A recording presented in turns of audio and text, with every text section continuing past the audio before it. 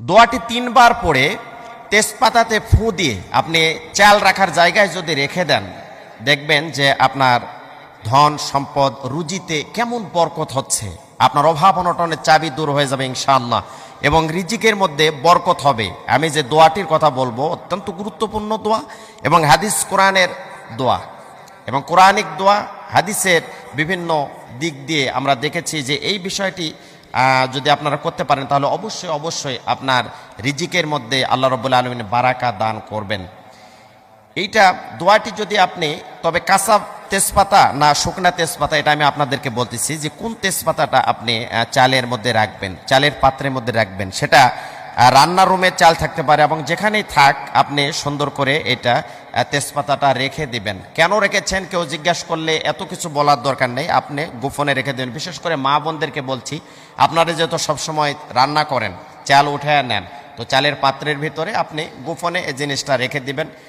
ইনশাল্লাহ আল্লাহর পক্ষ থেকে পরিবারের প্রতি একটা সাকিনা নাজিল হবে এবং বরকত নাজিল হবে, রিজিকের মধ্যে বরকত হবে। অনেক টাকা পয়সা কামাই রোজগার করার পরে অনেক সময় দেখা যায় যে বরকত হয় না। আপনার অভাব অনটন বা বিভিন্ন সময় এদিক থেকে ওদিক দেখা যায় যে একটা ঋণের বোঝা বা অভাব অনটন দেখা দিচ্ছে। অনেক ছেলে মেয়ে বাসায় আছে, আপনারা স্বামী স্ত্রীরা আছেন, টাকা পয়সা কামাই রোজগার হচ্ছে, কিন্তু তারপরে অভাবের যে একটা চাবি লেগে আছে এটা খুলে যাবে ইনশাআল্লাহ। তবে কি তেজপাতা এটা আমি আপনাদেরকে বলার আগে কিছু বিষয় বলে দিই।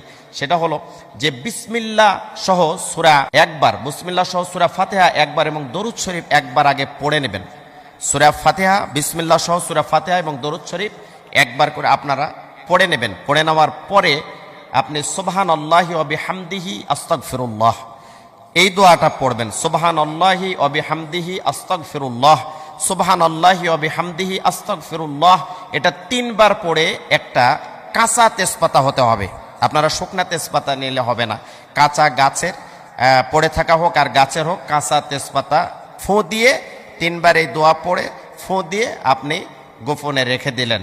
এটা যদি রেখে দিতে পারেন ইনশাআল্লাহ আপনার ধান চাল এবং টাকা পয়সা অর্থ সম্পদ ব্যাংক